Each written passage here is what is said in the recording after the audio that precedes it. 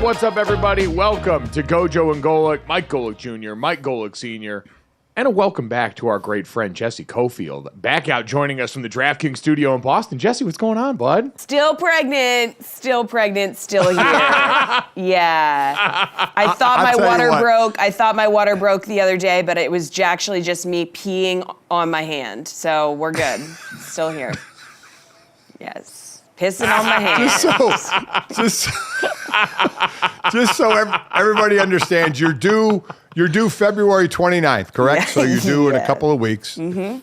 And you've had some contractions, and you went in and thought this was going down. And as you mentioned, it turned out you peed on yourself rather than the water breaking. So This is one of those where, and we're going to bring in Charlotte in a minute, because Charlotte asked, how we were doing from the Super Bowl. And I was just like, Mike, you and I can say nothing. Nothing. We could be on a 3-day bender of no sleep, and we cannot speak a word of how bad we feel when our partner is sitting here a couple of weeks from giving birth and peeing herself. Yeah. I mean, we just can't say anything. Soaked in piss. Soaked in piss. Yeah. Just pissing my pants on the reg.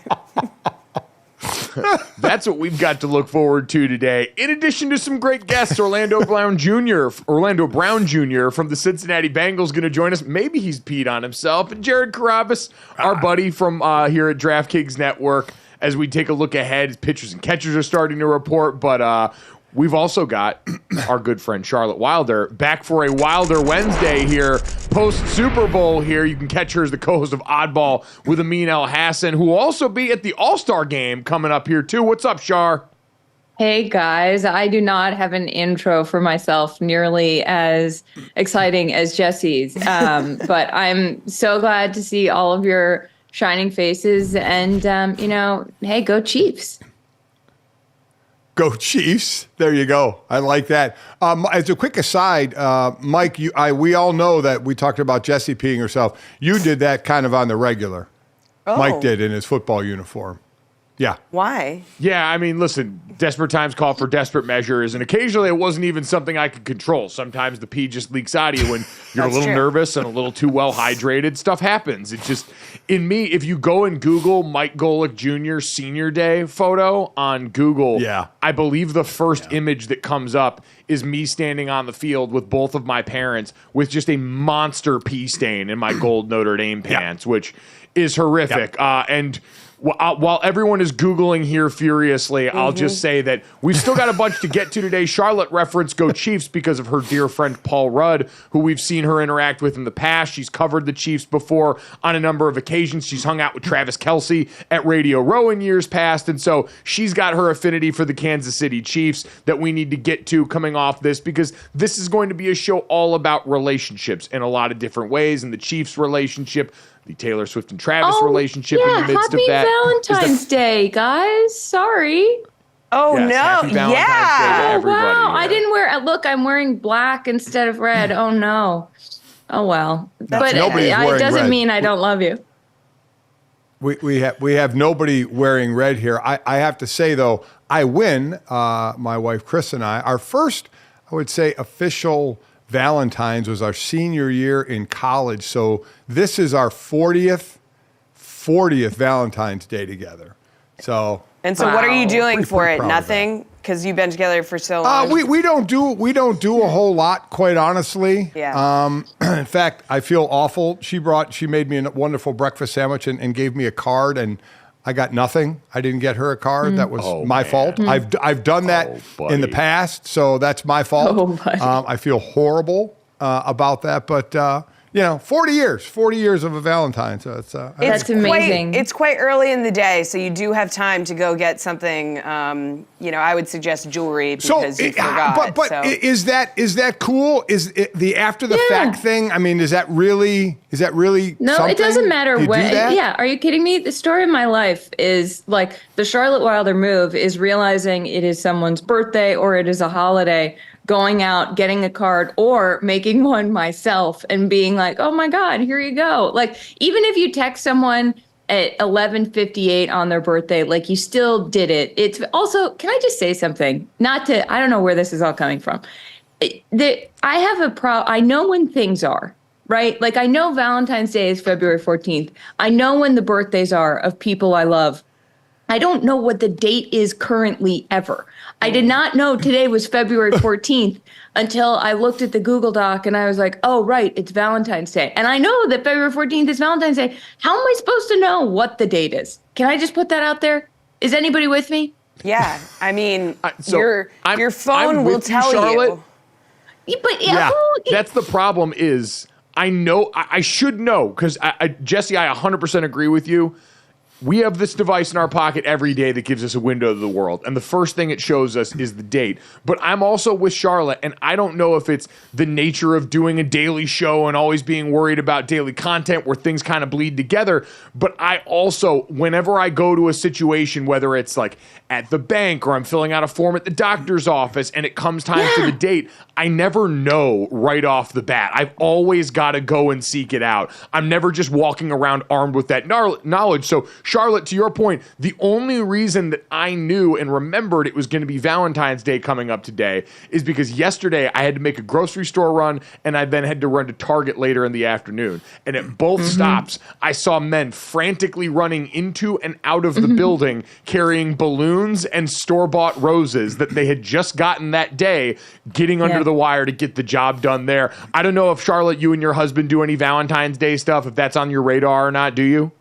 I mean, he got me a lovely present, but not because it was Valentine's Day. He got me something, and then last night he was like, oh, I didn't get you anything. And I was like, no, you did. You got me this thing. And he was like, oh, right, cool. And I was like, oh, now I'm the jerk because I did. Oh. So, but I'm leaving tonight for the All-Star game. So we were never really going to do anything anyway. But also, like, Valentine's Day, if you try to go out to dinner, it's just like you're not going to get the reservation. You're better off just like putting it off to let's do it next Wednesday. Yeah. How does that sound? I'll also Senior, just tell Chris, let's do it next Wednesday. Except she deserves the world, so never mind. I'll make a generalization here too, Charlotte, and say I'm with you on this, and just say, generally speaking, I think if you're going all out for Valentine's Day, like, something's wrong. Like, it means that it means that you're not doing the little things if you have to really be like, let me prove my love to you on this day. Yes, this brings up, Jesse, this is something I hope that we will at some point in this beautiful hour we have together get to Larsa Pippen and Marcus Jordan breaking up, because that ties in directly to something that I would like to say about their relationship. So we will. But the world is our oyster. This is kind of where we are, Chris and I, in our Valentine's Day. She did make dinner reservations, but she made dinner reservations for me, her, Sydney, and Ben. So the four of us can go out together. Awesome. So I love it. And of course, Alex. She can't be left alone with you at this point. Can't be left alone yet. Yeah. So at 10 weeks old. So they have to bring her along. So yeah, that's the Valentine's Day now, is bring the family and the grandkid. And but that's what we love. That's what we love to do. Love seeing her. We put up with Sydney. We dig Ben, and we love seeing Alex. Well, a happy Valentine's Day to everybody listening. No matter who you are, what you're doing, we love you. and we're sending you a gift eventually. We just forgot today, but time's a construct. It's going to get there. Charlotte mentioned that she is getting ready to head to, and shame on me, I didn't know the date, and I didn't remember off top where the NBA All-Star Game was this year. Indianapolis. That's Hell yeah. Sure a choice. Congratulations, Charlotte. I can't wait. I'm just so glad. I love the state of Indiana. I went to school in Indiana. It's a great state, but I just, the celebration of basketball being in Indianapolis, where it's, hey, you want to go to St. Elmo's or is kind of tough. So how you doing with that? We are. Oh, Michael, we are going to St. Elmo's. I'm actually very excited. I'm gonna get a behind the scenes tour of St. Elmo's, so that's very exciting. And we are doing so. I don't know what I'm allowed to say, but I'm also like, it's not, these aren't like federal secrets here. I'm so thrilled that we're going to be hanging out with comedian Megan Gailey while we're in Indianapolis. She is going to introduce us to the city. I, for one, have never been to the state of Indiana, so I am very excited that I get to check off another state on my list. It's one of the few that somehow I have not been to, so I'm looking forward to it. I do think, though, while everybody was in Vegas last week and I had COVID, and I was looking at, people going to parties and it looked so fun and being outside, and I was like, well, at least I have Indianapolis next week. The thing, Charlotte, the thing about it is, Charlotte, Indy is a great place for an event. When they had the Super Bowl there, Mike was there, Jake was there. You could walk around to everything, and the weather was unseasonably warm. And quite honestly, I would say it was colder in Vegas this week, Mike, if you would agree, than it was in Indy when the Super Bowl was in Indy. But you could still walk around there. It's a great place to walk around Indianapolis. I think it does a big event extremely well. Now, I know I just looked and it's in the 30s, so it's obviously going to be a little cold, but still, the ability to walk everywhere. Exactly. I'm from New York. I'm from Boston and live in New York. I walk everywhere. I also don't know how to dress because I grew up in a cold place. I don't know how to dress when it's warm out. So it's actually been a problem for me in my sports media career. Whenever there's an event in this beautiful, warm, tropical place, which is where athletes and celebrities and anybody with, a sense of anybody who isn't broken likes to go, I'm like, oh my God, I have no idea what I'm going to wear. Indy, I'm like, oh, I have this coat, I have this vest, I have these boots, I have these pants. Like, I am ready to go. So it's actually making me less nervous than I would be about going other places. It's speaking to me. There you go. It's you know what? Knowing how to dress and dress well in the cold is a skill. For me personally, as a larger man, it allows me to layer, which is my greatest benefit here because it covers up some of the trouble spots. And so it is wonderful. And Dad, you're absolutely right about Indianapolis having the walkability. It's the big sell for all of these things. My whole thing, and again, I love the state of Indiana. This is not me becoming a coastal elite now that I've lived on both coasts, but there's nowhere to walk to. What are you walking to? What are you going to do? Really, a whole lot of nothing. Like, I know we do this where they tried to take the combine away from Indy and everyone rose up and defended Indy for being great at all this because they've all got their spots there. But, like, I've been to a big event in Indy and it's like, all right, well, we can walk inside and we're just going to walk inside to another warm place where there's not a whole lot going on. So I don't want to spend this whole time dumping on Indy. What I do want to spend this time doing, I love you, Indianapolis. I'm sorry, don't come for me, is focus on some news that might be the chatter around NBA All-Star Weekend, Charlotte, as I saw this morning the headline come down, a report from Adrian Wojnarowski and Ramona Shelburne, that in the 24-hour lead up prior to the Thursday trade deadline,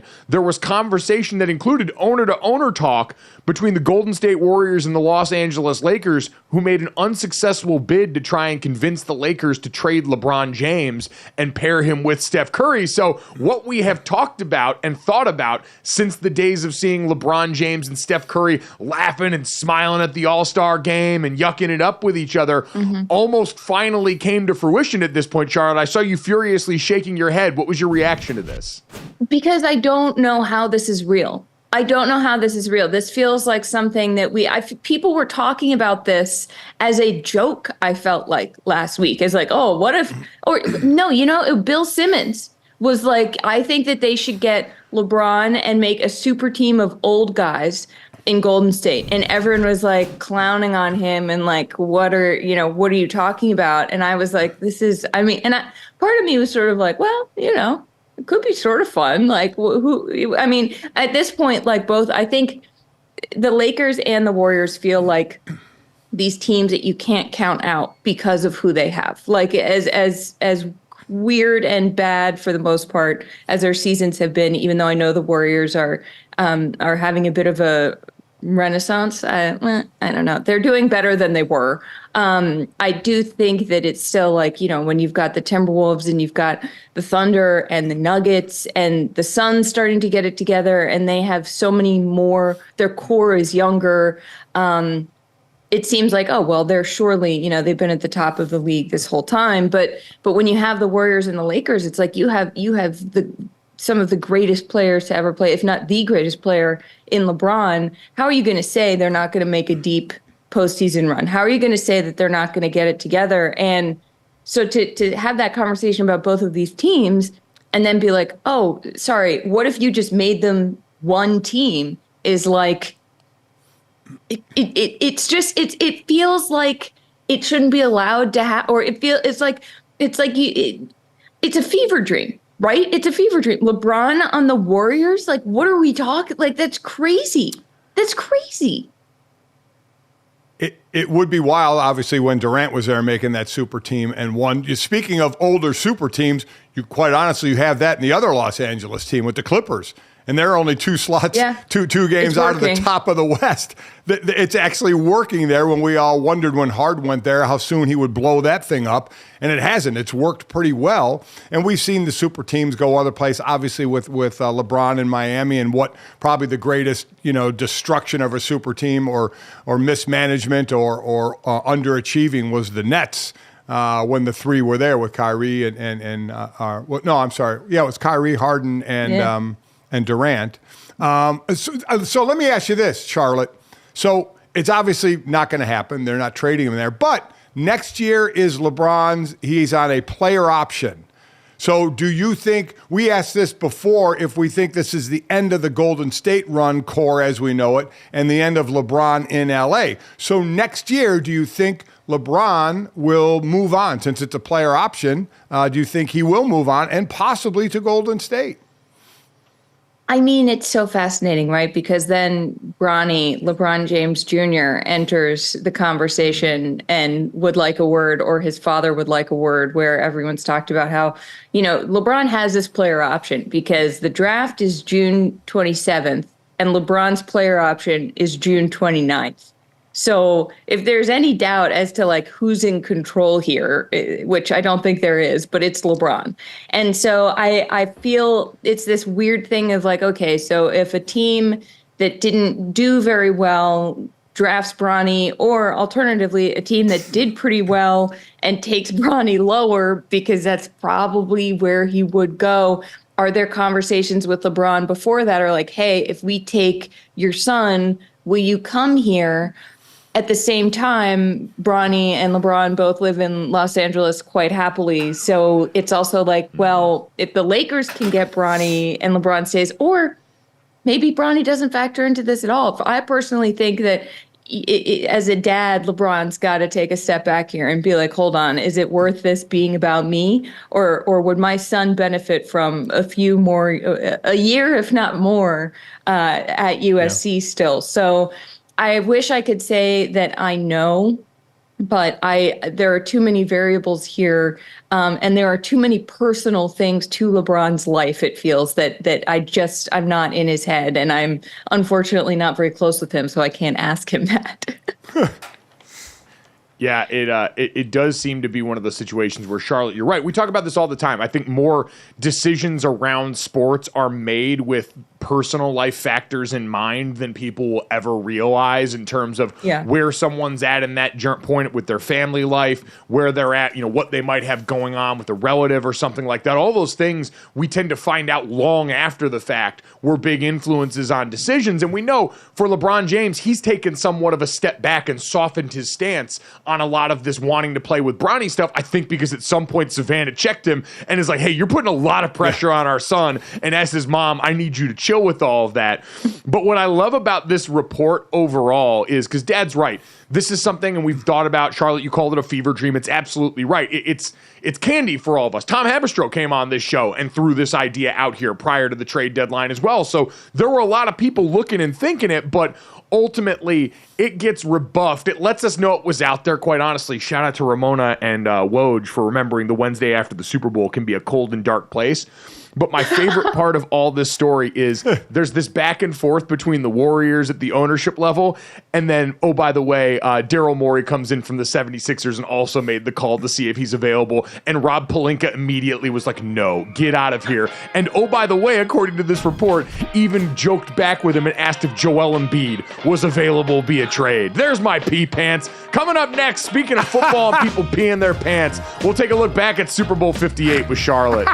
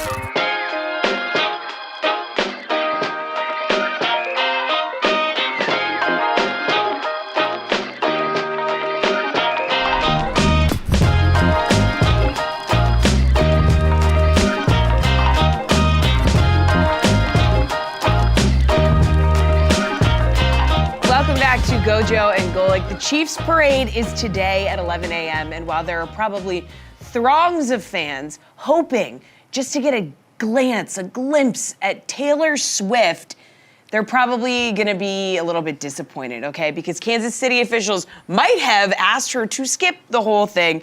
So the city manager of Kansas City hinted that he already told Taylor Swift's reps that the city is not equipped to handle the extra traffic, the extra, craziness that she would bring if she showed up. So he said, I can't confirm or deny, but we might have already told that to her team just to keep everybody safe, make things a little bit easier for us.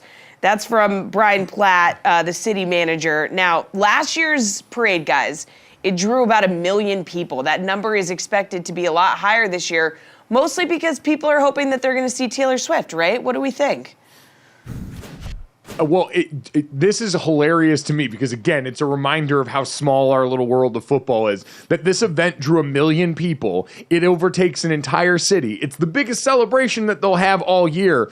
And this woman who once famously attended Jack Antonoff's wedding and saw an entire city, had people descend on it and almost ruin the occasion, is capable of capsizing even this moment, celebrating the Super Bowl. So I get it from their standpoint. I appreciate the honesty of saying, hey, we're not built like this. We got money, but our money is not that long. So, Charlotte, this is our first time talking to you post Super Bowl. Obviously, we mentioned you've had a bunch of crossover with the Kansas City Chiefs, their famous fans, some of their players in the past covering them. So, how did you take in Super Bowl 58 and everything that we saw happen with them?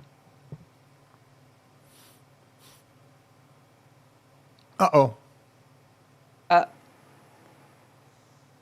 We lost her. You're muted, Charlotte? Oh my gosh, guys, I was just muted. It's 2024. You were. How long have we been doing the video thing for?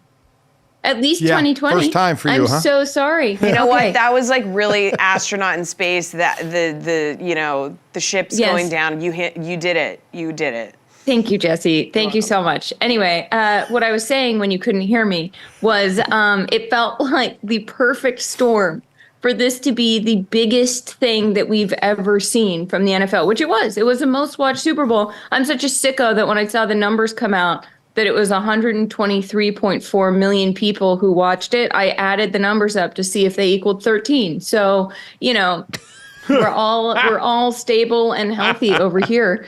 But I think, because of Vegas, I think I underestimated just how huge Vegas was going to make this feel. I think that it felt even bigger than most Super Bowls feel being the first one there. I also, obviously, the Taylor Swift quotient. I mean, people, my mom was like, yeah, I'm going to watch it just to see if she's there, see what's going on. And then you pair that with the actual football of Patrick Mahomes, who is, people are already talking about him being better than Tom Brady, which I'm also like, okay, well, I get it. I get, especially the football nerd part of it, where they're like, well, he does things that Tom Brady didn't do. Sure. Also, Tom Brady won 7 Super Bowls and he beat Patrick Mahomes. So I don't know. Is the New England defensive coming out here a little bit, Charlotte? Is this the Patriots just starting to clear out and buff this back? Yeah. You know what? Talk to me when Patrick Mahomes has won 33% of Tom Brady's. Oh, oops. Whoops, he has. Shout out Troy Aikman. Wow. Troy Aikman. But I think that I was just, it was a spectacle, and the amount of content that we got from the entire thing from people on the ground was sort of mind-blowing. I do think, though, as someone who, as I just made very clear, rooted for the Patriots, I do like seeing the Chiefs win, because I think I would be a massive hypocrite if I were like, oh, dynasties are bad, which we've talked about here before. But do you guys feel that this is that America has turned on the Chiefs yet, or do you think that they've still got a little bit of likability left in the tank? I think they have more likability than, unfortunately, your Patriots, because you just look at the players involved. Bill, always gruff with the media, even though we know, in away from the media that he's funny, he's got a personality and such.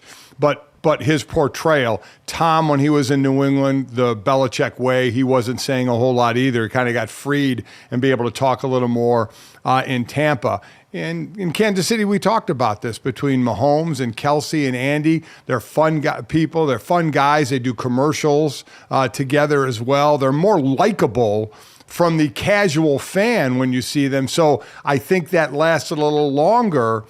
But we all know, Mike, that we love it. Look at him go. Look at him go. Okay, they've won enough. Now we want to see them, slide back down the hill.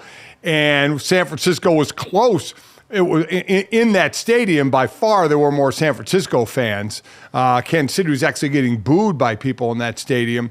But I do think overall, people are ready to start to see the slide. So we have two things. I think the fan wants to see another team come up, but also we're interested in seeing, can Pat and Andy, by the way, catch Bill and Tom? You know, they're halfway there. It's not just Pat and Tom Brady. This is Andy Reid as well, a guy who couldn't get a Super Bowl win, a guy who would get close in a Philly, got to one Super Bowl and lost, is now racking them up. So I do think it is, we talk about them like as a duo as well, Andy and Pat. Well, that's the thing I said the other day is, and so much of this has come because there was a conversation about would this be the final season for Andy Reid, who's only 65 years old. By the way, as we've seen guys like Bill Belichick and others coach well into their 70s. Pete Carroll. There is plenty of runway here if he does want it. But I think when those conversations came up, it did jar loose that the only thing in my mind right now that can slow down what the Kansas City Chiefs have built is if and when Andy retires, if that's sometime soon, because the thought is, hey, because of the timeline here, there's going to eventually be a world for Patrick Mahomes without Andy Reid, and that'll be the next version of the test that he has to pass. But Charlotte, to your point, I think dynasties are good for sports in general. I think when we go into games, like when I'm calling a game, our whole job is to create the stakes, to tell and remind the viewer, hey, this is what's at stake at this game. This is what both of these sides have in common. This is a little background. Here's what we got going on. Dynasties create easy stakes because now everybody either appreciates or hates the same person. Everyone, when the Chiefs get beat, it's, oh, is this the beginning of toppling the dynasty? Of all these easy narrative elements that pop up. And oh, by the way, during Super Bowl week,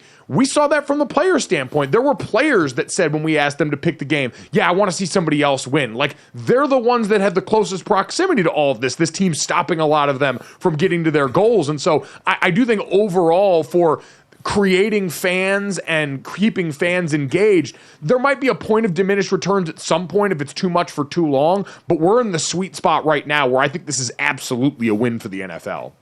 I agree with you. I don't actually think that sweet spot goes away anytime soon either. I mean, look at UConn women's basketball. They were so dominant for so long in a way that really made people like hate them. And that in and of itself is feeling something, you know, sports make you want to feel something.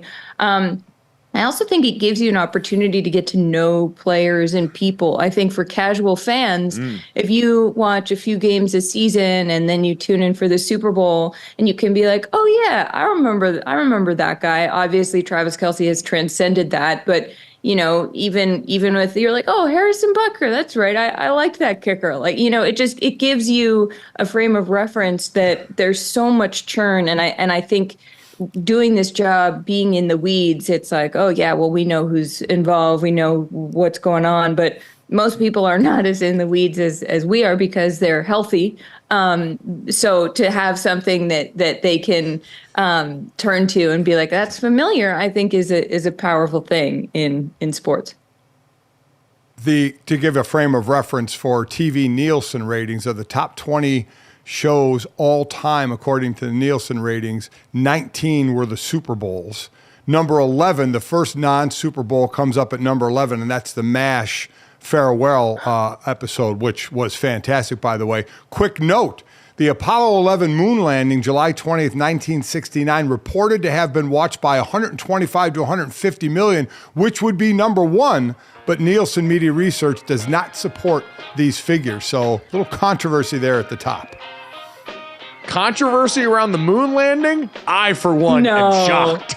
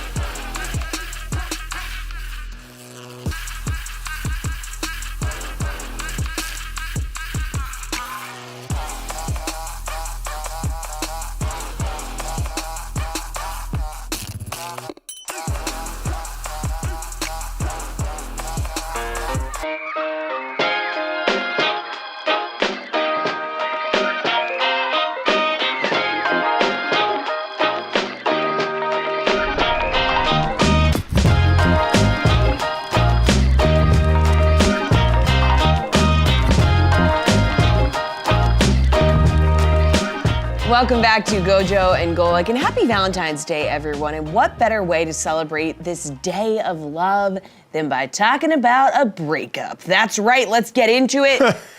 Guys, Marcus Jordan and Larsa Pippen have called it quits. Who could have seen this coming? My God. Broken engagement rumors started running rampant after fans noticed that she no longer followed Marcus on social media. She deleted all photos of them together. According to Page 6, they went their separate ways due to tension caused by their family issues.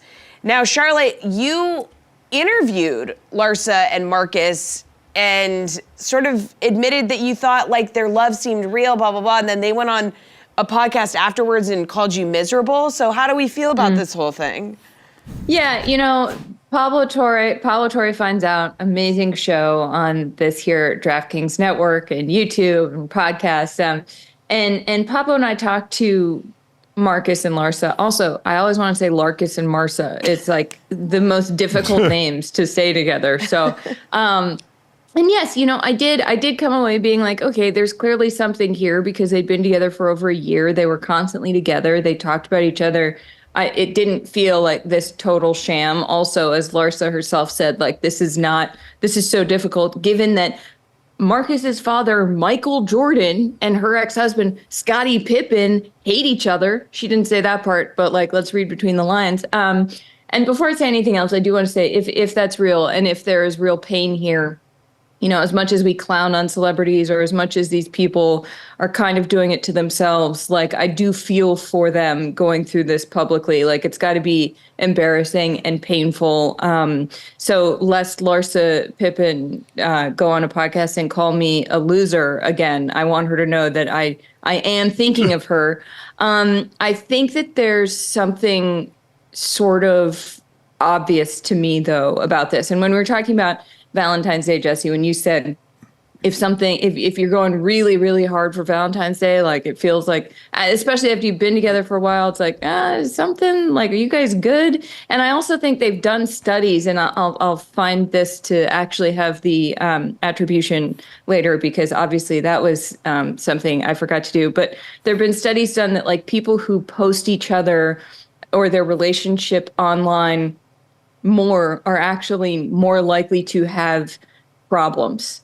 And not to say that if you're posting pictures of you and your significant other, this means that you're doomed. I do not mean that at all. I just think that there's an element of, if you have to say it, it might not be as true as you'd like everybody to believe if you're going that hard. And Marcus and Larsa were going so hard. Every post was about them. Every post that they put up, they commented on each other's stuff. Like, it gets to a point where you think, if you're confident in this, maybe you don't have to prove it quite so much. I also just think, like, according to reports, it seemed that the Michael Jordan, Scottie Pippen of it all, who would have thought, became a little bit too much. But this is also a fever dream, to be honest. A lot of news has happened recently where I'm like, this speaks directly to my soul. What are we doing here?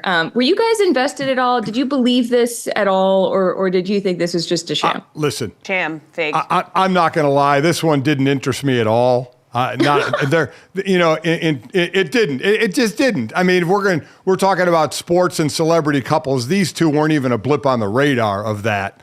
I get the more interesting part of it, in all honesty, Mike, was the backdrop of Scottie Pippen and Michael Jordan than the actual couple themselves, as far as I was concerned. Other than that, it's I didn't put a lot of thought into it, but that's not shocking for me.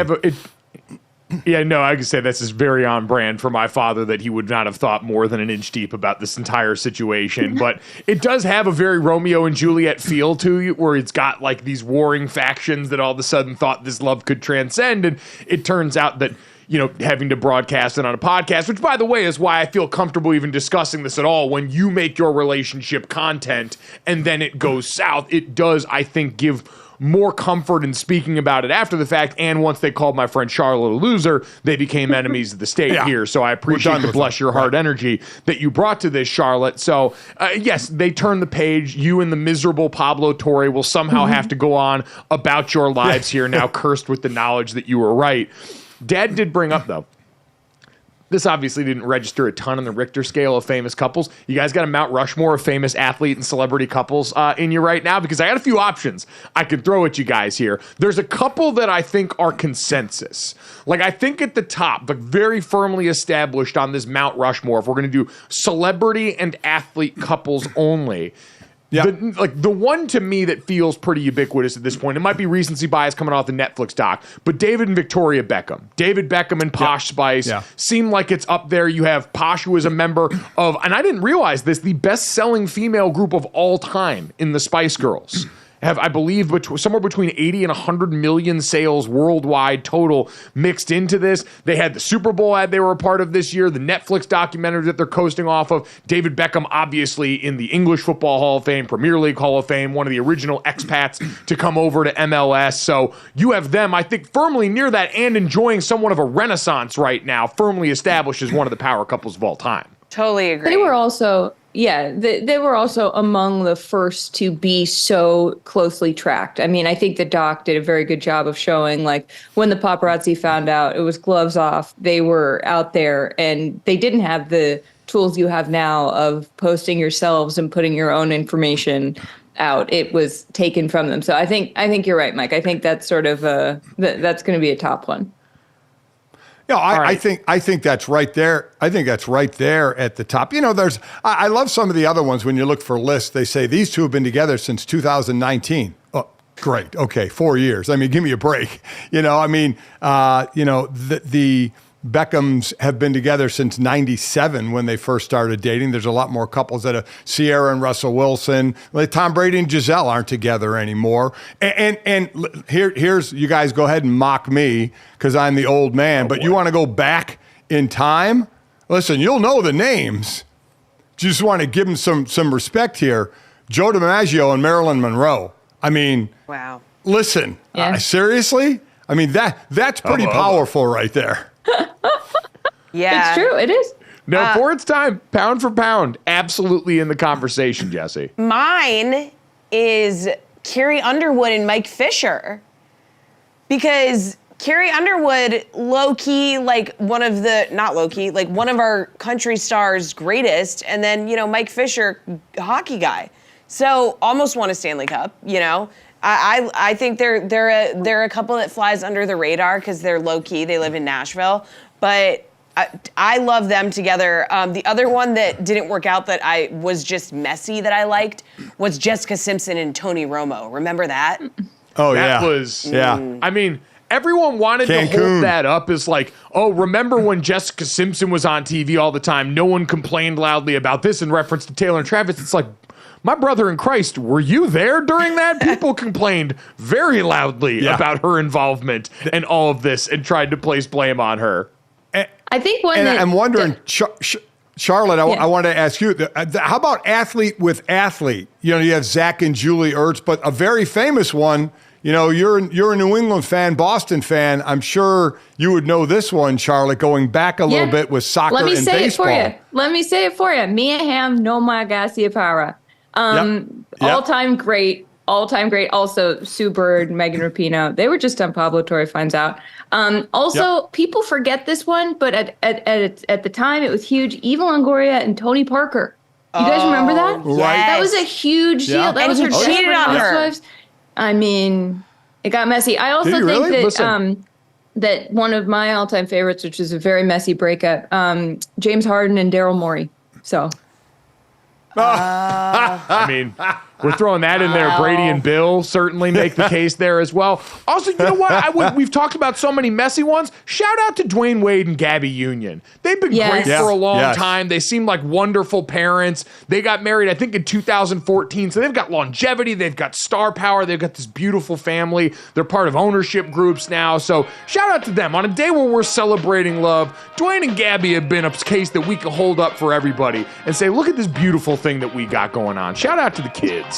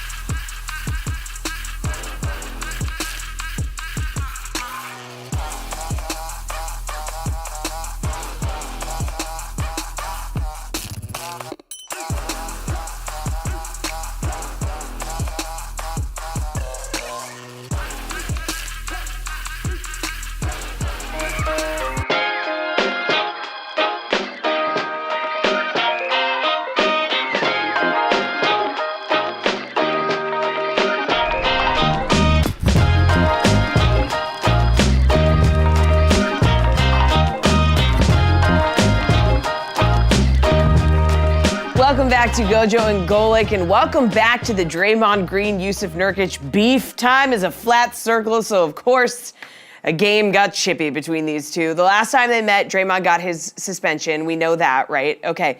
This time they traded minor blows. There was some shoving. There was some back and forth between them. Post-game, after the Suns lost, Nurkic did not mince words when he was talking about Draymond. He said, it's sad. He didn't learn anything, man. Just a matter of time. He's going to knock somebody else again. Take everything back what I said. He don't deserve a chance. So after those fighting words, Green responded during his podcast yesterday. The little guy then goes, like I said, went into the media complaining. Like I did something to him as if he didn't do the too small celebration. And then he starts to question my character. What a coward. You go questioning character about a basketball game that you just lost, that you got destroyed. And the only thing you should talk about is how you got punished. Not very surprised that he went to the media and said what he said, because that's the same guy that laid out on the floor when I made contact. Bro, you 300 pounds. Get up off the floor, bro. If he actually didn't lay out on the floor like that, I actually don't get the suspension that I got, probably. But dude laid out like he was dead. That same guy then goes and say he doesn't deserve another chance. How, bro? What an embarrassment. And they expect to win with that guy. Wow. So guys, he went on to call Kevin Durant cowardly for calling out his character after the suspension. Like, he just went off on a tangent. But you guys, you just heard him say, basically, if Nurkic hadn't sprawled out like that on the floor, he wouldn't have gotten his suspension, so he's just proving the point that he didn't learn anything. I was just going to say, you gave him enough runway, and he absolutely destroyed himself with it. Yusuf Nurkic calls. And you know what the funny part is? I kind of agree with Draymond, where it's a little weak by Nurkic in a game where you go out and play bad and lose to all of a sudden go and toss this grenade out there. But Draymond took the bait, and I get it's content for him, and he ultimately wins and all of that stuff. But to go back and backtrack, because remember what he's referencing there, Kevin Durant said he hopes that Draymond gets the help that he needs. Draymond referenced that somewhat in a positive light when he first reacted to everything coming off of his suspension and what he supposedly learned from it. But then to go back now and totally blame the victim and say, if this dude doesn't sell the foul, I probably don't get suspended anyway, and we're not even here. Charlotte is the perfect completion of the masterpiece that does remind us that, yeah, there probably wasn't a ton learned in this, and now it's being spun into basketball narrative saying, oh, you know what, we learned some stuff from this. Jonathan Kuminga in the lineup now has helped steady us, and we're actually a better basketball team for it. Here's the thing. I don't know that Draymond is wrong. And I think that's the uncomfortable part of this entire situation, is that this whole time we took these the choking at Rudy Gobert. I keep coming back to this. Draymond did that and everyone was like, oh, when is this guy going to learn? Then he hits Nurkic in the face. But it was nowhere near as egregious as what he did to Rudy Gobert. And everyone's like, oh, my sweet boy, I hope you get the help you need. This is a mental health issue. He needs to go to therapy. And it's like, that just all got that, like, the language of therapy got weaponized there in a way where, like, the narrative then became Draymond needs help. And it's like, well, Draymond won a bunch of championships doing what he does. So now you're saying, take this person, take 90% of what you do, leave the 10% out we don't like. How are you supposed to do that? Like, how is he supposed to do that? I think Draymond is somebody who, and I'm not defending him at all. I'm just saying he's come back. The Warriors have done better. Draymond, to me, they had this Twitter exchange where Nurkic said, all good, bad boy, just don't stay too long on podcast, going to be late for therapy session. And Draymond quote tweeted that and said, tap in, spoke in depth about the 300-pound softie that can't finish games, enjoy, and then dropped his YouTube link to his podcast. And for the most part, I think that if you are involved in beef with someone, the coolest thing you can do is just not respond. Like, the coolest thing you can do is be like, oh, you're talking about me? It's the Don Draper, someone said, I feel sorry for you. And he says, I don't think about you at all. Like, that to me will always be the most powerful route, unless you are Draymond Green, in which case he can destroy people when he talks. And sure, he can look a little silly, but he is often not entirely lying. And there's something very interesting there to me about that entire strange dichotomy. Listen, he's not afraid to speak his mind, and you're right. Silence is better sometimes about getting, with Nurkic getting back involved and going back and forth in this after you just got hammered in the game. But here's where I'll disagree with you guys a little bit about Draymond being right about what he said. He can be somewhat right about what he's being said, but going to just that punch and saying, oh my God, now we need help. No, it wasn't just the punch. It was the pattern. He got nailed because of the pattern, not just that one thing. And do I think Nurkic sold it? Yes. But guys sell fouls all the time. You want to rip them for selling it? That's cool. But it wasn't just that one moment. He has a history from punching his own teammates, let alone all the stuff he's done out on the court. So it wasn't just the punch to Nurkic that got him suspended. It's the pattern. We all see it in all sports. The more you get nailed on something, the longer your suspensions are going to be. So while you can sit there and say Nurkic laid on the ground longer than he should, he was still going to get suspended, even if Nurkic jumped right back up because of the flagrant that was called and the history that Draymond has. Now, that being said, when he came out and talked about, coming back and learning, no one, who believed that?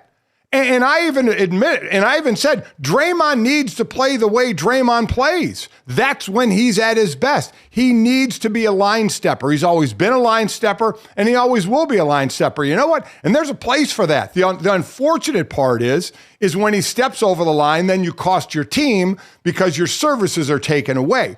And it's going to happen again. I would bet more on it happening again than not happening again, and he'll get suspended again because of the history that he's gone through with this. I've always loved these. He's the type of guy I say would love him as a teammate and hate to play against him because you know what? He's a damn good player, and he's a damn physical player as well, so I'd rather have him on my team. So he was never going to change the way he played. He's always going to talk, which is cool as well, but he's going to play his style. And if Golden State's going to get the best version of Draymond, they have to let him play his style, which is occasionally going to cost that team because he's going to be sitting the bench suspended. Yeah, I always go back and forth on that because people bring this up a lot, especially in football, when guys go over the top with the violence and people go, well, how do you expect them to curb that? They play this violent sport. And it's like, listen, we two of the four of us in here played that sport at a pretty high level. There's honor amongst thieves in that there's certain lines you don't cross in that. And Draymond can be a guy who goes out there and gets under people's skin without doing that other stuff. Like you can be all of those things, bombastic, a big personality, needle other guys without kicking them in the nuts or choking them out. Like it's an easy ask to say, hey, don't do those things and to try and curb him back from that. But Charlotte, your original point about how because Dad's right. This is a lifetime achievement thing. We all acknowledge that. But how quickly, you're right, it got turned into this bit of jujitsu with a lot of the therapy words that as someone watching this current season, The Bachelor right now, you want to talk about weaponized therapy words that people don't actually understand what they mean? My brothers and sisters in Christ,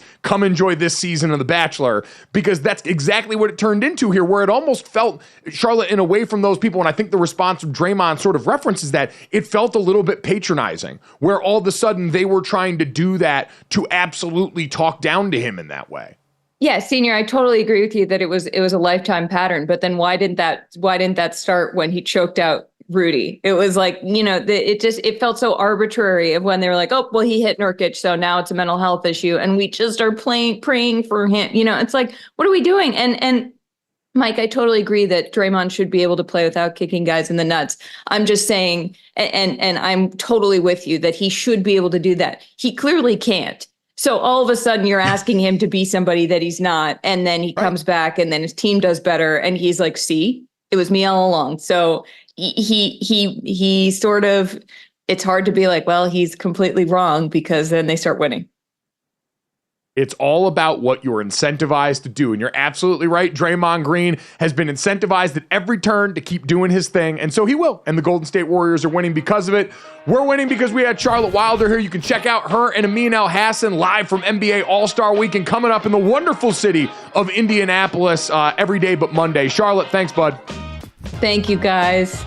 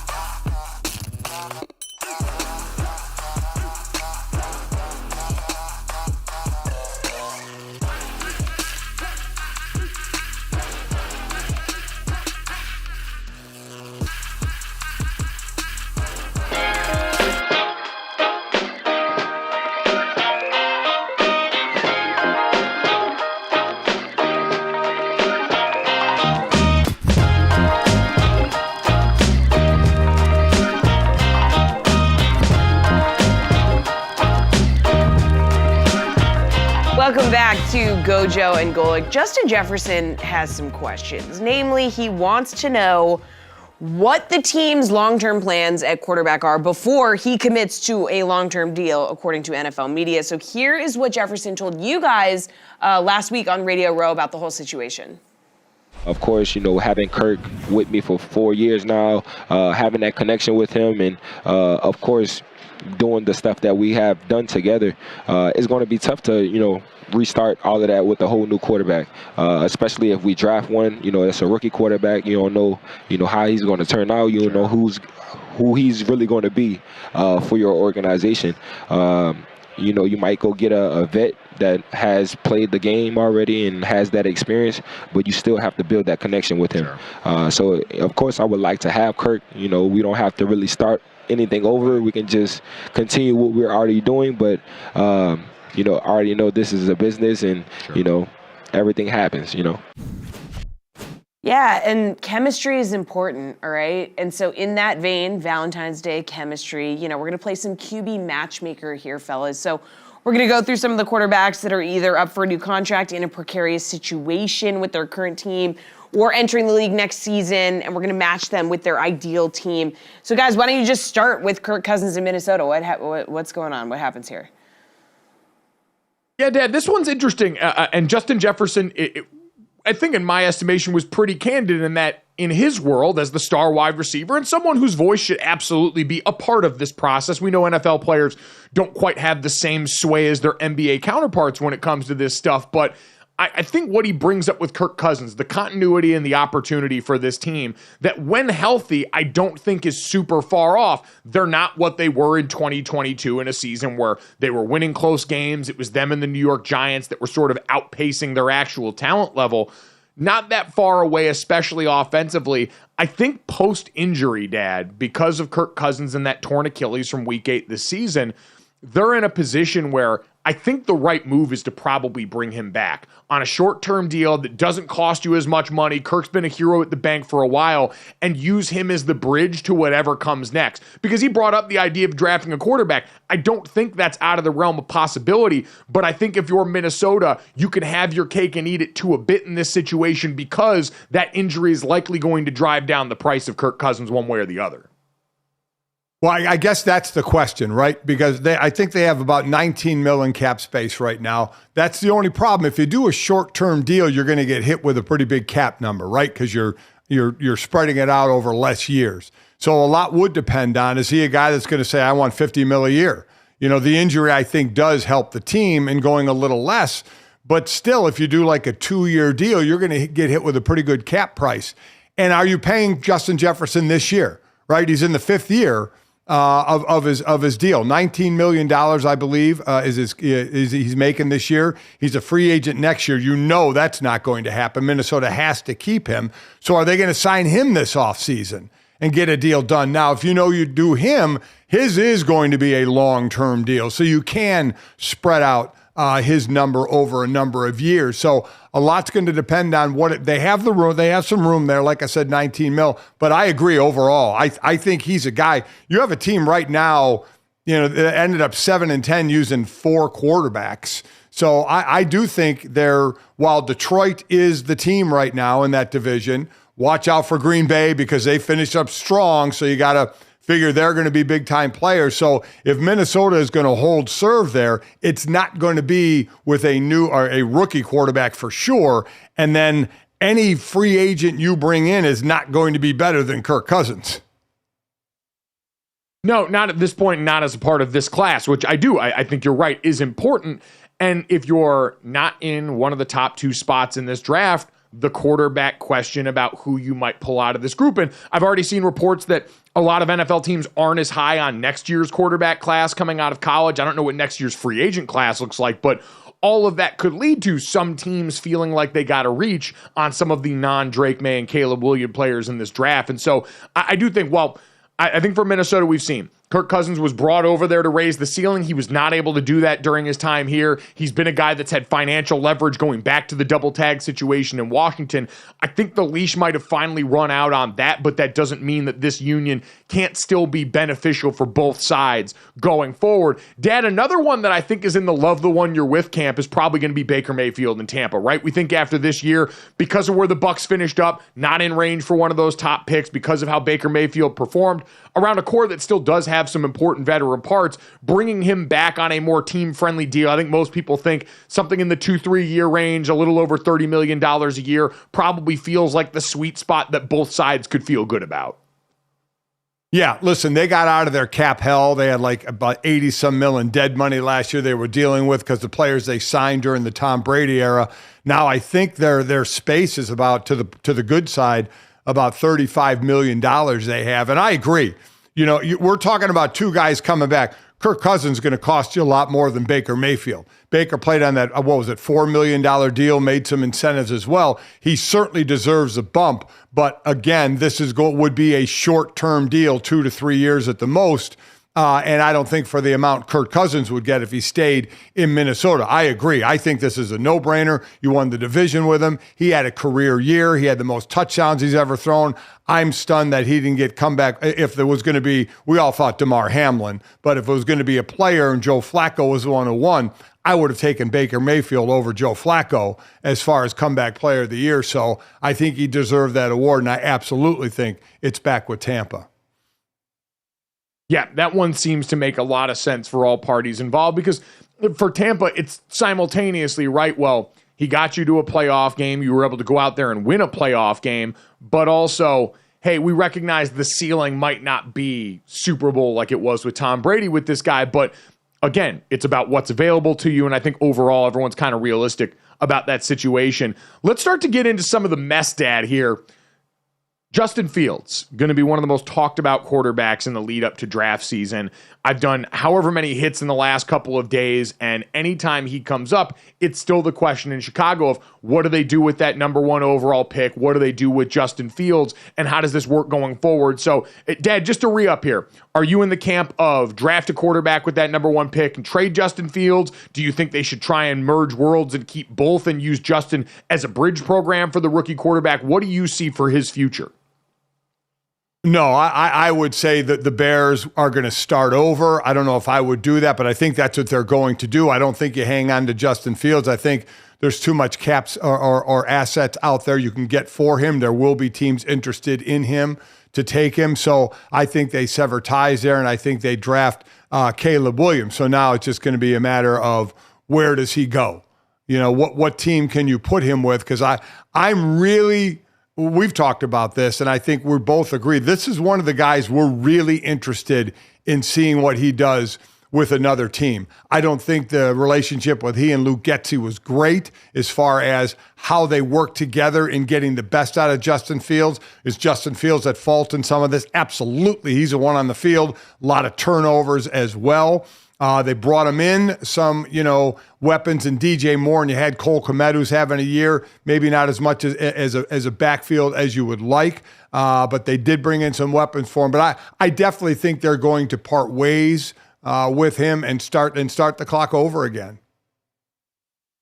So what team do you see as an ideal landing spot? To your point, probably not going to be the Las Vegas Raiders, where Luke Getsy is now the offensive coordinator after the will they, won't they with why am I blanking on his name right now? Cliff Kingsbury, who flirted with them before going to the Washington Commanders. Getsy ends up as the coordinator there, so I don't see Justin Fields likely involved in a deal with them. Where do you think would be a good landing spot? Well, I mean, you look at a place like Atlanta, right where Raheem Mostert went. Obviously it's more the offensive side of the ball. Raheem's the defensive side of the ball. But you look there, Bijan Robinson in the backfield, Kyle Pitts at tight end, Drake London at wide receiver. You got some weapons there for sure with a quarterback that can move around and run. You can use him in the run game as well. So that seems to be a fit there. But we look at other teams that needs quarterbacks like New England, like Denver, parting ways, with Russell Wilson. He's a guy that we'll talk about as well. But it does seem like Atlanta might be an interesting way to go for him. And as I said, has some built-in weapons. Yeah, Atlanta was one that was really interesting to me when I think we were talking about this still when Arthur Smith was the head coach, and he was a guy that had a lot of QB run stuff built into the offense. We saw what he did last year with Marcus Mariota and thought, oh, if you slot an even more talented piece in there around all those weapons you mentioned, how fun could that be? Zach Robinson comes over and is going to be in his first offensive coordinator gig as a part of that Shanahan-McVay tree. He was the quarterback's coach out there with McVay's bunch in Los Angeles for the last couple of years. And so we're not quite sure. We imagine it's going to be some variation of that offense, and we're not sure, how he would utilize quarterback run. We haven't seen a lot of that out of Sean McVay's bunch. No. We haven't seen it at all, given the quarterbacks that he's had out there. And so I would be fascinated to see that. I still think, and listen, you look further down that tree and a guy like Matt LaFleur, who's had a lot of success in Green Bay, and now has a guy in Jordan Love who, listen, Aaron Rodgers was mobile. Jordan Love is also that same brand of mobile. So you can use that in certain ways that I think would still be applicable to Justin Fields. But Atlanta would be a ton of fun to watch. New England's the other one to keep an eye on now. That new regime in there, what are they going to do? How much leeway also, Dad, are they going to give there? Because that also feels like an organization where you got to go in and do a little bit of rewiring of, hey, we let some things get away from us towards the end of the Belichick era. We obviously swung and missed on Mac Jones as our first round pick. The Bailey Zappi experiment didn't work out. And so it's, all right, is this another one that could be a bridge to wherever we go? Or it's a risk that we take, and if we hit jackpot, now we've got a guy that was franchise quarterback potential in Justin Fields when he was coming out there. So I'd agree Atlanta would be the coolest. Justin's from Atlanta, was a great prospect. Him and Trevor Lawrence, both 1 and 2 in the country, coming out of Georgia way back when in the day. Dad, let's look at this one. Russell Wilson. We still don't know exactly what the future is going to look like there. Towards the end of the season, there was obviously all of the reports and very public conversation that Russell's camp brought up about the Denver Broncos telling him if he didn't restructure his injury guarantee in his contract, they were going to sit him down early in the season. They end up doing it late in the season. Then Sean Payton comes out and says, oh, well, we haven't actually decided anything yet. There's still that conversation, but it's going to happen quickly here now. So what do you see as the future for Russell Wilson? And if it's not in Denver, what's the fit?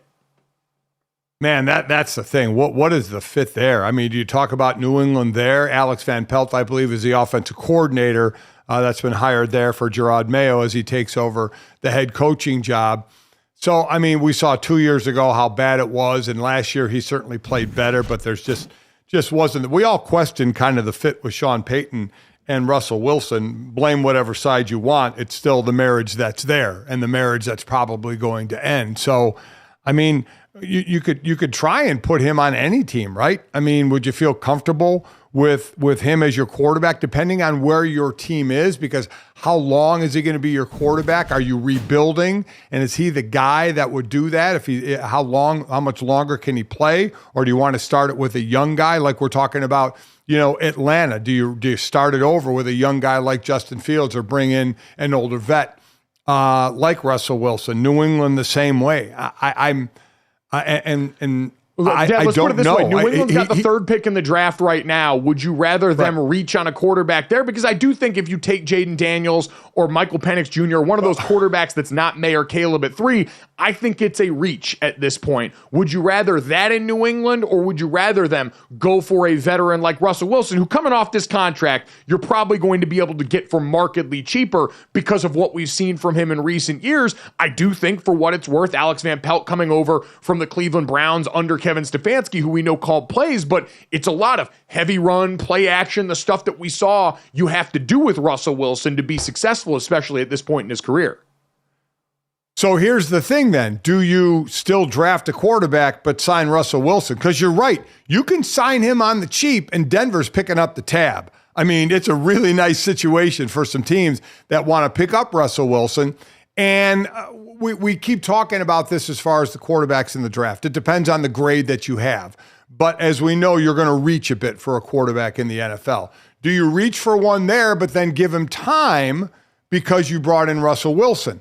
I think this is a team that's ready for a rebuild, which would mean a young quarterback, start over with a young quarterback again and build up.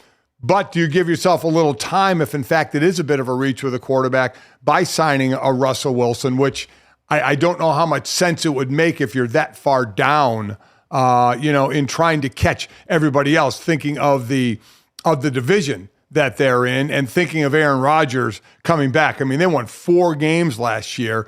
Buffalo's going to be strong. Miami's going to be strong. The Jets, if Aaron Rodgers stays the least bit healthy, is going to be better. New England's going to go in this year again as the worst team in the AFC East. So I don't know if you waste time bringing in a Russell Wilson, in all honesty, and just say, we're going to start over with a new quarterback. But to your point, how much of a reach where you're picking is a new quarterback going to be?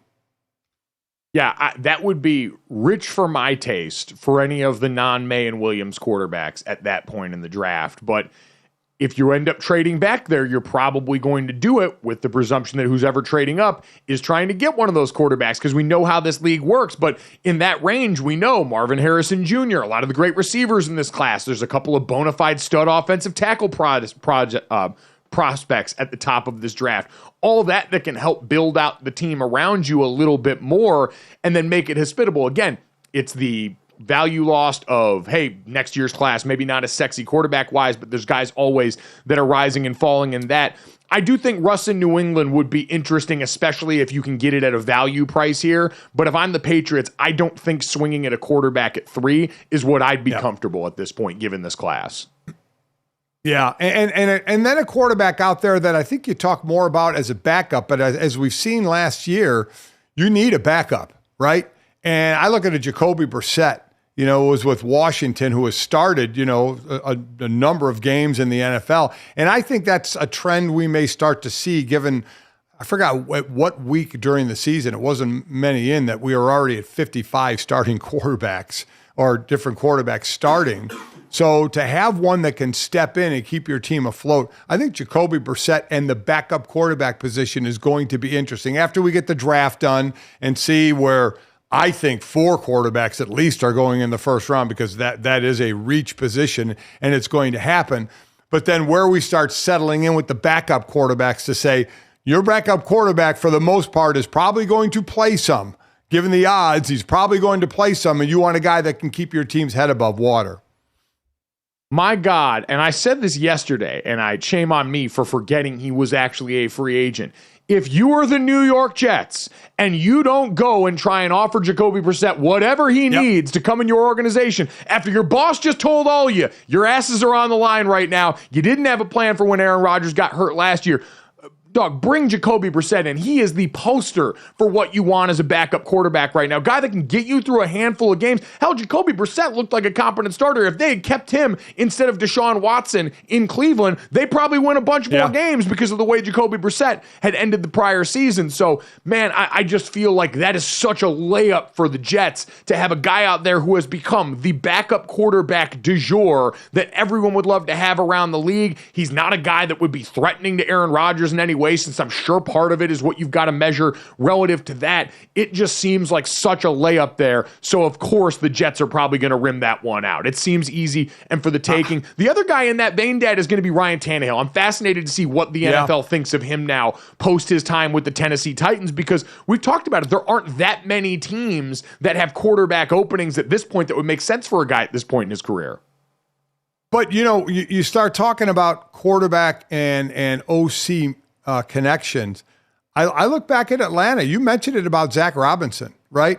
Over with the Rams and what they were running and the type of quarterback they had with the Rams. Justin Fields isn't the type of, because we mentioned Justin Fields to Atlanta, that's not what the Rams had. When you have Stafford, kind of that pocket passer, who can move around, that's more along the lines of Ryan Tannehill, who can move a little more than Stafford, but still, it would seem to fit more the type of quarterback Zach Robinson has been used to dealing with in LA would be a Ryan Tannehill more than a Justin Fields. So I'll be interested to see which way that would go.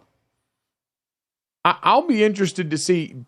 At this point for Atlanta, I'm not sure Ryan Tannehill's the guy I'd like to stake my future on. An interesting one's going to be, and I don't know, Tyrod Taylor was backing up Daniel Jones in New York. I wonder what they're going to do with that situation, because this is the last year, ostensibly, of Daniel Jones' deal that was multiple years, but basically a 2-year prove-it deal. If you have a guy like that on the back end of the roster, if you are trying to make sure your job's stable if things don't work out this year and that progress isn't made with Daniel Jones, who's in the prove-it year of his contract. A lot of matchmaking going on around the NFL as we try and look forward and see what's going to come next for a lot of the best quarterbacks in the league here in 2024.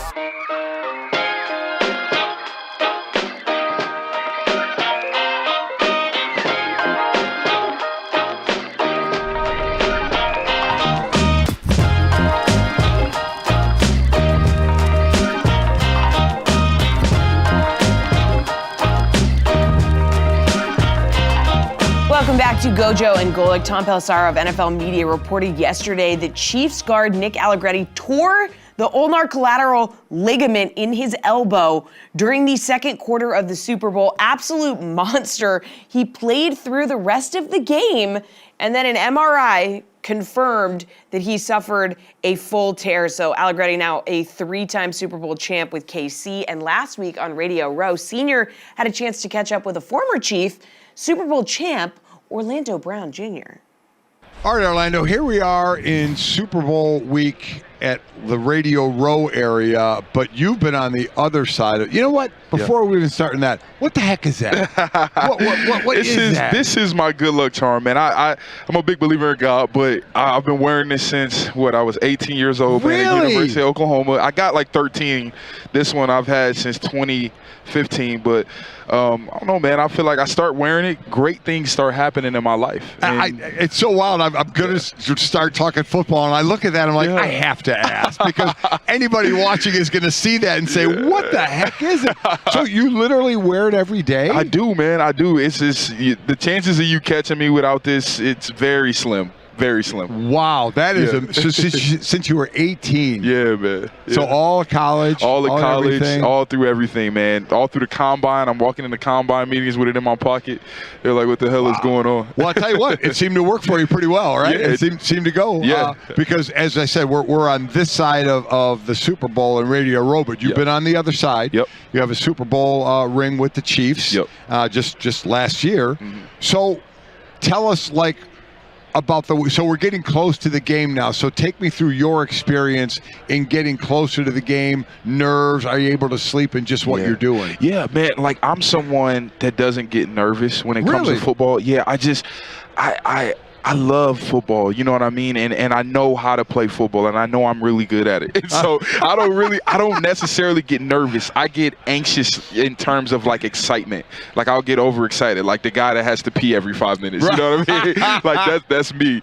But heading into the Super Bowl is so crazy because, you know, all your life you work for the opportunity, and you work, you know, you think about it, and you talk about it all season. And I hadn't experienced it before, you know, obviously playing in Kansas City. There's so many dudes on the team that have and coaches. And so, you know, I remember my first year in KC, we fell short in the AFC Championship to the Bengals. And then, you know, all of that. And then the following year we get there. And we're in Phoenix. We get to Phoenix, I believe, on a Sunday. And we got the whole week there. And what I always thought was so cool about Coach Reed and the way that they did things in Kansas City is they have a Super Bowl routine because they do it so often. Right. And, you know, they made it like home in terms of our scheduling, our hours that were free. For me, I tried to continue to maintain my routine.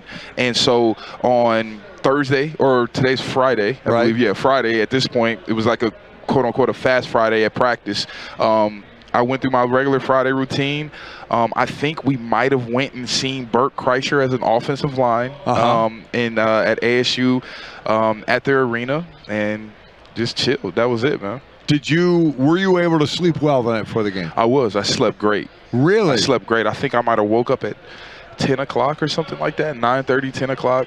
Wait, the next morning? The next morning, yeah. Really? Yeah, I caught the first bus over, and yeah, man, I slept like a baby. When you're getting ready for the game, now you've got what, 6 years in the league, something like that, four Pro Bowls, so you've been considered one of the top in the game. But when you're getting ready to play again, take people down into your preparation for individuals you're going to play against and scheme you're going to play against. Yeah, so something I really learned from Pat Mahomes, man, was seeing the game through a quarterback's eye.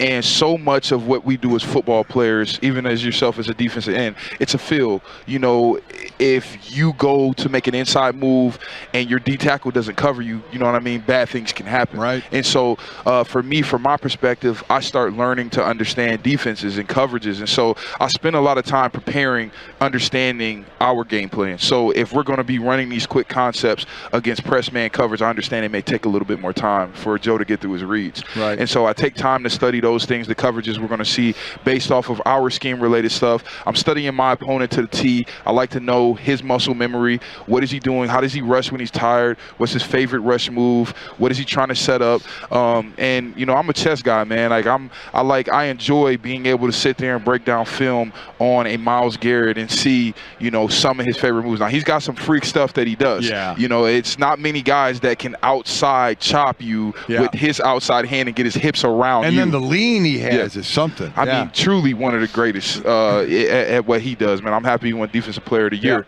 But it's just so much that goes into it. But I feel like that's surface level stuff that I can share. So when you got there, when you were there a couple of years, obviously you see how great Pat Mahomes was. But I think a guy that kind of like Brock Purdy has jumped out for San Francisco, Isaiah Pacheco. Oh, yeah. I mean, who saw that one coming, running that well? And then he runs so mean. Yeah, man. I'm holding out last year, but I have my team iPad. Right. And I'm watching OTAs and minicamp, and OTAs, like the beginning of it, is there's no helmets and shoulder pads or anything, no practice. Everything's on air. And I remember calling Pat, and I'm like, bro, number 10. Who is number 10? Because that was Tyreek Hill. Yeah. I'm like, who is number 10? And so, you know, Pat's like, oh my gosh, bro, he's really fast. He loves the game, jittery guy, huge energy. And so training camp hits, I'm still holding out, and I'm watching the film on the daily, like just, you know, keeping it fresh in my mind, seeing the install, keeping up with the installs. And so I'm seeing him run his tail off every single rep in individual, in 7-on-7 and team drills. And I'm like, this is crazy. And so when he got that opportunity to get in the game, I'm trying to think of the breakout moment that I really remember for him, because he was a return man as well. Right. He started as a return man last year. Gosh, man, I can't pinpoint with my finger where the breakout moment was for him, but just seeing his approach to the game on the daily and the type of guy he is in the locker room, he's everything you want in a running back, man. I like to compare, his energy to a Chris Johnson of, that time. Right. Yeah. And I've known Andy for a long time, and I know he loves to pass the ball. It almost feels like, begrudgingly, he's like, you got to give this guy the ball. You got to let him run. You do. And it's funny you say that, man. I think, I'm first off and foremost, man, I love to run block. I'd rather run block than pass block, but I'd rather win any day. Yeah, and so I don't care. Call 100% passes. If we win, we win. But I think where the game has gone, man, and the amount of money they pay these quarterbacks, I mean, that's the reason. You know what I mean? That's how I look at it. So. But I get it. You saying you'd rather. I think any old lineman would rather move forward than move backward. Oh, most definitely. Most definitely. Especially when you're moving backward, you got some crazy guy, trying to jam you back into the quarterback. It's crazy, man. So outside of 9 years I played, never got past the divisional round, so I have no idea what it feels like to win a Super Bowl. Yep. So you win it outside of the clock striking zero and the confetti coming down in just that moment. What in the experience of the game or really the week was one of the most memorable moments for you? Man, that last practice, that Friday practice, that Friday practice was, I get goosebumps because I remember the corn dog play. We had ran it wrong a few times, and I remember being in walkthrough, called it backwards once or twice, and we got in the game and they called it backwards. And it's like the preparation of that, knowing that, okay, we're going into our last battle. This is everything we got. We've had a week or 2 weeks off. That was so special. And then outside of that moment, after the game, the parade, I mean, that is something that I wish everyone in the world could experience, because being able to not sell out a stadium or a building, to sell out a city. You've got the whole city of Kansas City there for the parade. That is so special, man. You hear the confetti. You see people drinking that you never would think would drink. Right. Yeah. I'm looking at trainers. I'm like, oh my gosh, you drink alcohol. I never would have thought. But just that experience, man, and being able to see everyone's families and, their wives and girlfriends, some people with their kids out there, so special. Well, I know you enjoyed the other side of it, winning the Super Bowl. I hope you've enjoyed this side of it. You do a great job. This is listen. You got a long way to go for your career's over, but this is something you could do. But just bring your lucky charm all the way with you. I will. I appreciate. I appreciate you. Thank you. All right, pitchers and catchers are reporting because guess what? It is time for baseball season, baby. Jared Carrabis is going to join us live next to talk everything MLB.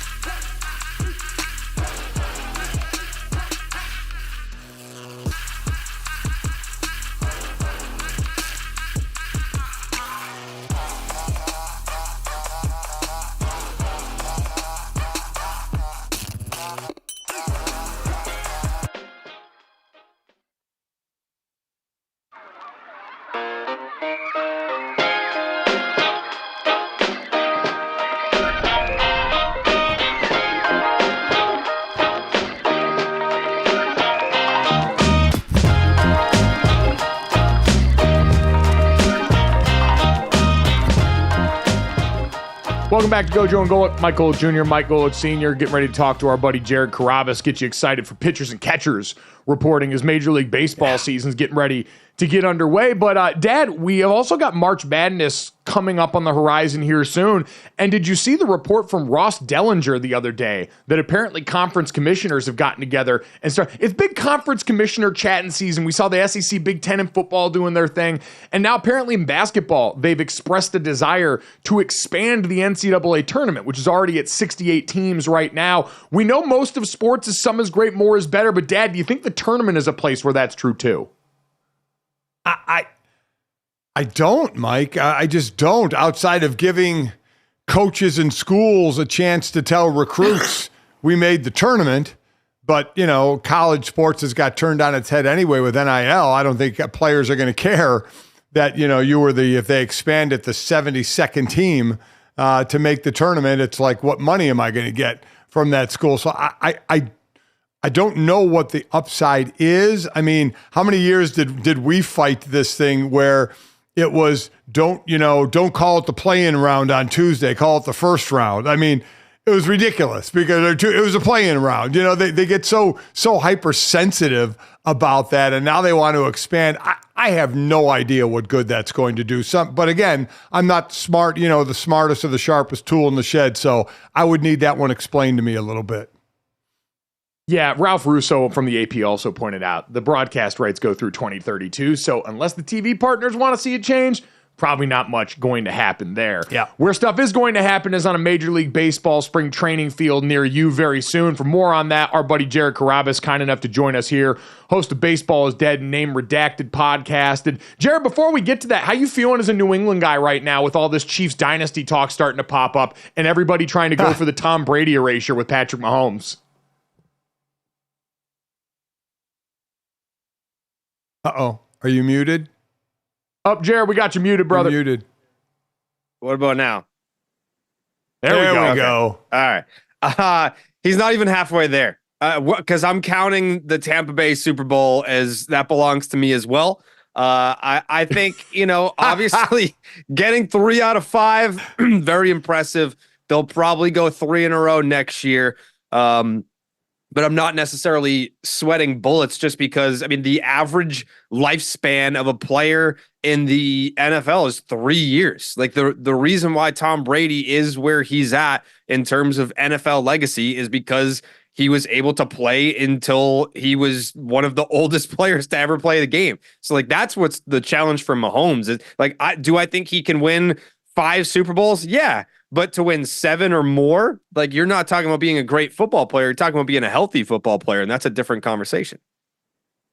Yeah, also with the 7 to Brady, but I think I'm kind of starting to look at the Bill and Tom 6 together in New England, that Andy and Pat are halfway to that. So it'll be interesting as we talked. Andy is 65 years old. We had a couple of coaches who aren't coaching anymore in Bill and Pete Carroll, who are into their 70s and coaching. So, okay, as football goes aside, one of the bigger questions in baseball I wanted to ask you was, the Red Sox, who finished last in the division last year, are going to be part of this Netflix show going on. Are you surprised it's Boston getting this show out as we've seen more and more sports teams kind of go through the Netflix thing?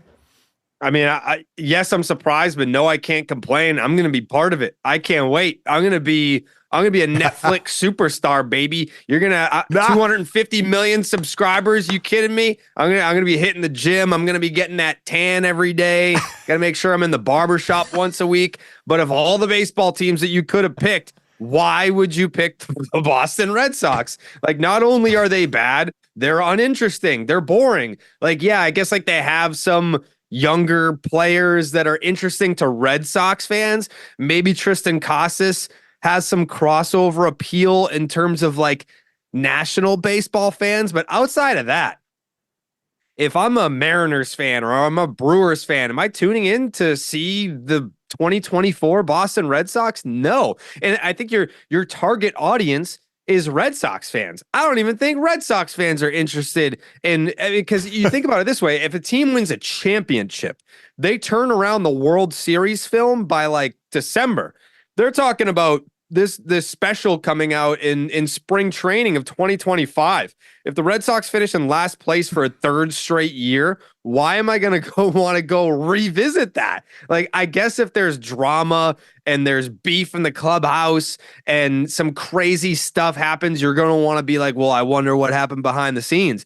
Sure. But outside of like crazy unforeseen dramatics taking place, I don't care to revisit. Like, they haven't played a game yet. I already don't care to revisit this season. So we're looking forward to at least your appearance in that. We'll have something to watch there now, even if it's not anything about the Red Sox being interested. We can watch Jared Carrabis be interested and tan and jacked. The actual interesting stuff, Jared, baseball, we know so many people, especially the casual fans, going to be focused in on the Dodgers and what they've done this offseason. I saw Mookie Betts, speaking of former Red Sox, say, we know we're going to be everybody's World Series. So as you talk to people around the league, what is the consensus and the conversation of the rest of the league and how they view this Dodgers team going into the season? I think a lot of guys are up for the challenge. You look at that rotation, and I'm not going to say that they look beatable because that sounds ridiculous. But there's holes there. Like, I mean, yes, if you're a starting pitcher and you toe that rubber and you see the lineup card and it's Shohei Ohtani, Mookie Betts, Freddie Freeman, like, just you have to carve through literal MVPs just to get to the second inning. Like, yeah, that's intimidating. But then you look at the rotation, it's like, all right, Yamamoto, you can poke a lot of holes here. Yamamoto, first season in the big leagues. What's that going to look like? Walker Buehler, he's coming back from a major surgery, major injury. What's he going to look like? He said his velocity is not nearly, it's not 98. He's like sitting 92, 93, which is not, it's not awful, but it's not Walker Buehler. Dustin May still injured. Bobby Miller kind of has like 1 year in the league. Like, what's that going to look like? Clayton Kershaw, he's probably going to be able to give you at best 100 innings. It's like, where are they filling up? Tyler Glasnow, his career high is 130 innings. So it's like, yeah, like they've got this, like the names are there, no doubt. Like Kershaw, Yamamoto, Glasnow, like those are all names. But like, can we pencil in 180 innings from all those guys? No, you can't. So while I think that we're going to have a lot of fun with running back the parlays this year when it's 2+ total bases for Freddie and Mookie, and now we can add Shohei to that. Like, that's going to be fun. Dodgers -1.5. Like, that's going to be a fun parlay to run over and over and over. But in terms of the rotation, there's a lot of holes that you can poke in it. So while Mookie is sitting out there saying, hey, we're everyone's World Series, you kind of need pitching to win a World Series, Mookie. I know that not every World Series is the 60-game season, and you don't have the winningest franchise Red Sox team to back you on that one because he did nothing in 2018 either. So as it's just getting started, let's look at an overview. National League, Atlanta, Milwaukee, and the Dodgers win their divisions. American League, Houston, Minnesota, and Baltimore. Of those teams, is there one or two that you think will not even make the playoffs this year? Ooh, I did see that Minnesota was like a heavy favorite in the Central. I don't know that that's a smart bet. Like, I mean, the Twins are very hit or miss, and a lot of their stars are kind of like injury prone guys where, like, if you lose one of those guys, it changes the course of your entire season. With Baltimore, like, they still are I would say the class of the AL East, but like teams got better in that division too. So yeah, I don't know that there's one that I can point to where it's like, I don't see that team actually making it. But as far as like some of the heavy favorites out there, they're going to have more competition than I think.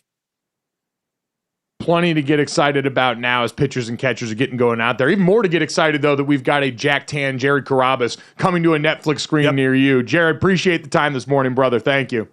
Thank you, guys. I'll see you soon. Awesome stuff there. As we wrap up the day, coming up next, we've touched them all. Now it's time to get to the important journalism. New Taco Bell menu items just dropped. We're going to rank them for you. Coming up next, you're on GoJo and Golic.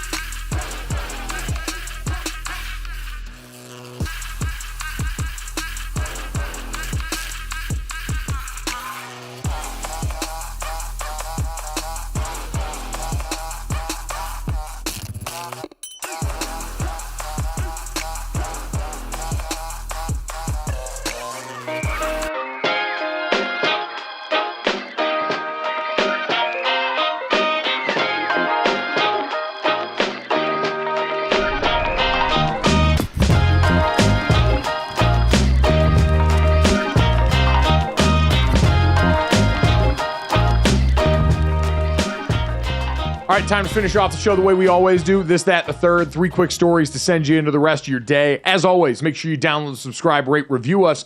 Leave us a 5-star rating and check us out here live Monday through Friday from 8 to 10 a.m. Eastern on the DraftKings Network, DraftKingsNetwork.com, the YouTube channel, Samsung TV Plus, Roku. There's a ton of places to see us. You should do it and tell a friend. And if you miss any of it or our great guests, thank you to our buddy Charlotte Wilder, Jared Carrabis, who joined us, as well as Orlando Brown Jr. from the Cincinnati Bengals. You can catch any of those interviews wherever you get your podcasts, as well as right here on the YouTube channel as soon as we get done with the show every day. But guys, let's finish this off. We got bangers today. Let's start with this.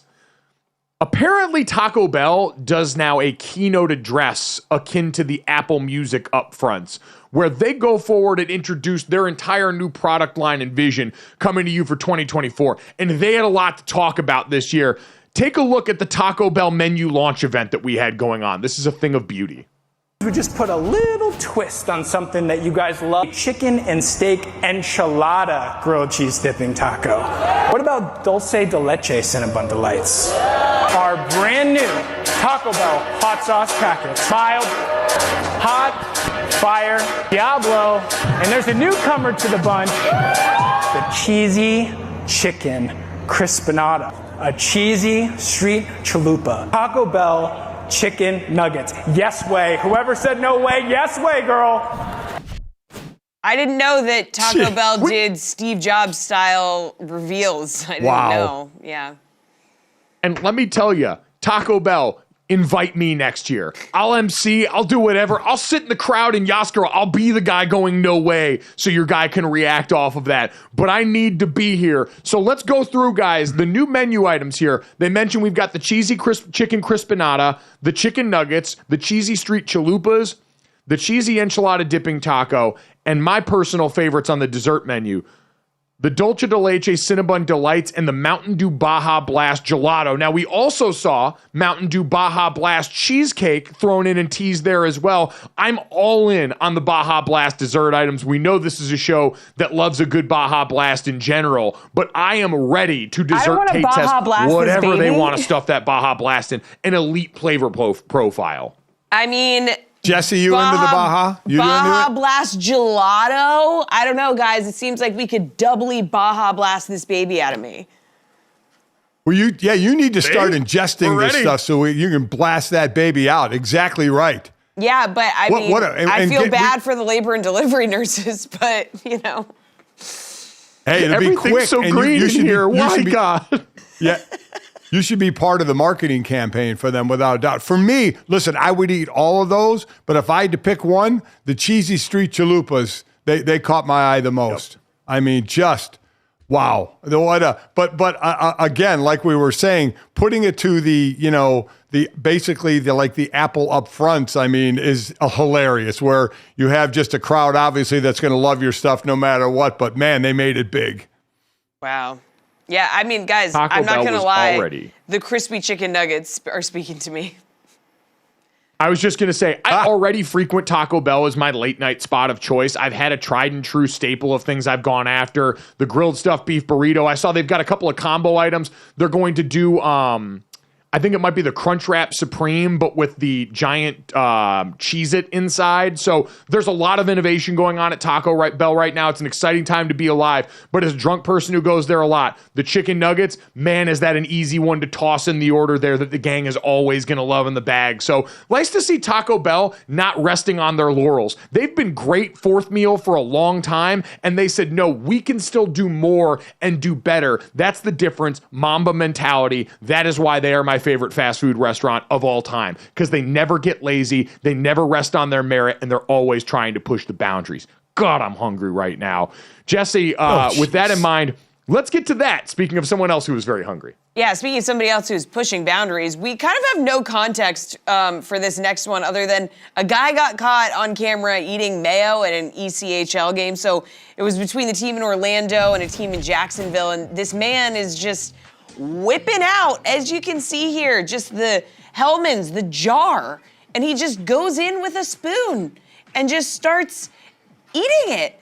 And I wish I had more information for you about why he's doing this or, what is going on here, but this is all I got. This guy is just eating mayonnaise out of a jar.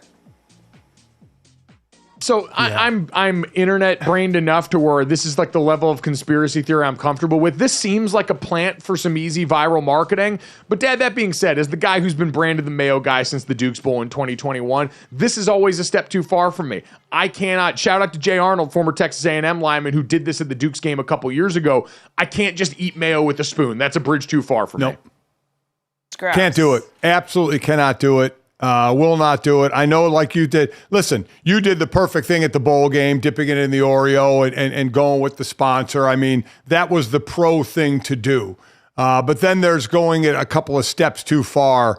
And yeah, just spooning it out of the jar. The only thing I've ever spooned out of the jar, and we kind of talked about it a little bit with Charlotte going to Indianapolis for the NBA All-Star game, is St. Elmo's. They're known for their shrimp cocktail, is the cocktail sauce, the horseradish. Me and my brothers would actually take horseradish bottles and see who could take the biggest spoonful of horseradish out of the bottle, basically without throwing up. And, you just eyes are watering, your nose is running. Oh, yeah. But I would do that. But I would never do it with mayonnaise. That's just nasty. But yeah, we did that with horseradish, and it got ugly. Guys, for the YouTube audience here, getting a spoonful of this guy and then me going back and forth. Mayo shot for mayo shot in the booth right now. I am never going to outrun that. At some point, we need to get Dionne Warwick out here, who tried to get me fired with pay for my crimes against mayonnaise in the broadcast booth. But let's end this off on a much more artful note here and get to the third, Jesse. We've talked a lot about Dune 2 coming up in a very different light surrounding their very sexualized popcorn buckets. There's some poetry here that's making us feel a little hot and heavy too, though. Yeah, I was going to say, not that different. Still pretty sexual. So Josh Brolin, following the wrap of the film, Dune Part 2, it's come out that he was writing some poems. So he's going to release a book with the cinematographer of the film. And so these poems came out. He wrote one for Timothée Chalamet. I'll just read an excerpt here. And the way you hold my gaze makes me fear my own age. In another one that he wrote for Florence Pugh, he said, she lies down between shots, splayed in her princess regalia.